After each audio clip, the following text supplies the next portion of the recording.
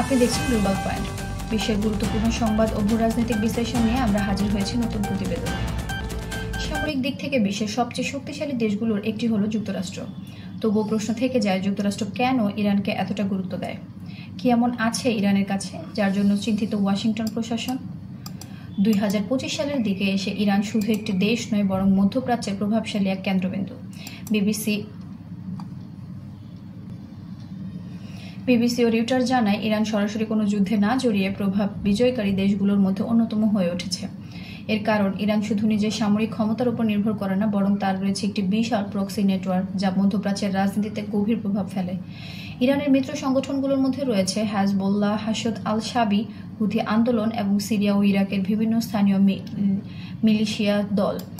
এদের অনেকেই ইরানের রেভলিউশনারি গার্ডের সঙ্গে সরাসরি সংযুক্ত। তারা বিভিন্ন দেশে ইরানের পক্ষে রাজনৈতিক ও সামরিক প্রভাব বজায় রেখেছে। ডিফেন্স পোস্টের বিশ্লেষণ বলছে, ইরানের এই প্রক্সি গ্রুপগুলো কম খরচে বেশি প্রভাব ফেলার একটি কৌশল হিসেবে কাজ করে।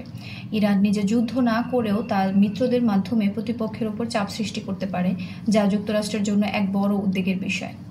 দ্য হিল অনুযায়ী, যুক্তরাষ্ট্র বর্তমানে মধ্যপ্রাচ্যে অত্যন্ত 10টিরও বেশি সক্রিয় ঘাঁটি পরিচালনা করছে। এর মধ্যে রয়েছে কাতারের AI ইউনাইটেড বেস, ইরাকের এইন আল আসাদ বেস, কুয়েতের ক্যাম্প এরিফজেন।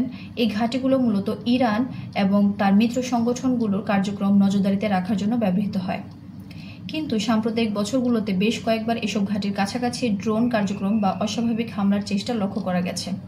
রিউটার্স জানায়, যুক্তরাষ্ট্রের প্রশাসন মনে করে এই ধরনের ঘটনার পেছনে ইরান সমর্থিত মিলিশিয়া গোষ্ঠীর ভূমিকা থাকতে পারে। এজন্য ইরানের আসল প্রভাব সরাসরি সংঘর্ষ নয়, বরং পরোক্ষ চাপ সৃষ্টি।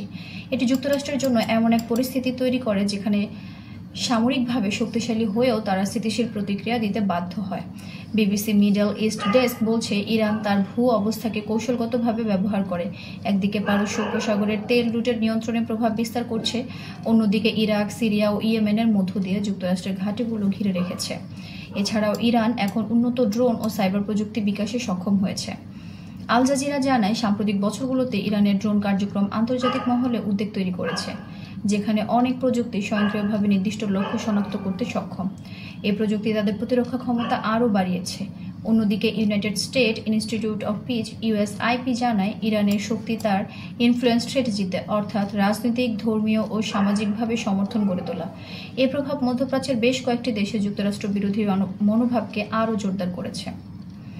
2024 এবং 2025 সালে ইরান তার প্রতিরক্ষা বাজেট প্রায় 40% বৃদ্ধি করেছে। তেহরান টাইমস অনুসারে এখন ইরান নিজস্ব ড্রোন ও ক্ষেপণাস্ত্র প্রযুক্তিতে আত্মনির্ভর হয়ে উঠেছে, যা তাকে কোনো বহিরাগত সামরিক সরবরাহ ছাড়াই শক্ত অবস্থান নিতে সাহায্য করছে। ওয়াশিংটন পোস্ট ও পলিটিকো বিশ্লেষণ জানায়, যুক্তরাষ্ট্র এখন নতুন করে কন্টেইনমেন্ট স্ট্র্যাটেজি অনুসরণ করছে, অর্থাৎ ইরানের প্রভাব সীমিত রাখতে অর্থনৈতিক নিষেধাজ্ঞা ও কূটনৈতিক চাপ বাড়ানো হচ্ছে। তবে আল জাজিরা জানিয়েছে, রাশিয়া এবং চীন বরং ইরানের সঙ্গে প্রতিরক্ষা সহযোগিতা আরও বাড়াচ্ছে, যা যুক্তরাষ্ট্রের জন্য একটি নতুন ভূরাজনৈতিক চ্যালেঞ্জ তৈরি করছে। বিশেষজ্ঞরা বলছেন, যুক্তরাষ্ট্র ইরানকে ভয় পায় না তার সামরিক শক্তির জন্য, বরং তার অপ্রত্যাশিত প্রভাব বিস্তারের ক্ষমতায় এবং অপ্রচলিত যুদ্ধ কৌশলে যুক্তরাষ্ট্রের জন্য বড় চ্যালেঞ্জ। ইউনাইটেড নেশন ও ইউরোপিয়ান ইউনিয়ন দুই পক্ষকে সংলাপের মাধ্যমে উত্তেজনা প্রশমনের আহ্বান জানিয়েছে। তাদের মতে, এই আঞ্চলিক প্রতিযোগিতা আরও বাড়লে মধ্যপ্রাচ্যের স্থিতিশীলতা বিঘ্নিত ঘটতে পারে। সবশেষে বলা যায়, ইরান যুক্তরাষ্ট্রের জন্য শুধু এক প্রতিপক্ষ নয়, বরং এক জটিল সমীকরণ।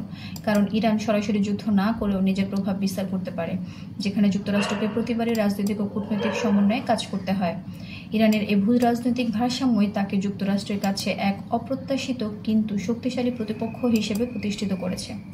আপনি দেখছিলেন গ্লোবাল পয়েন্ট। বিশ্বের গুরুত্বপূর্ণ সংবাদ বিশ্লেষণ আপডেট পেতে এখনই সাবস্ক্রাইব করুন আমাদের চ্যানেল গ্লোবাল পয়েন্ট। আর ভিডিওটি ভালো লাগলে লাইক ও শেয়ার করতে ভুলবেন না। ধন্যবাদ।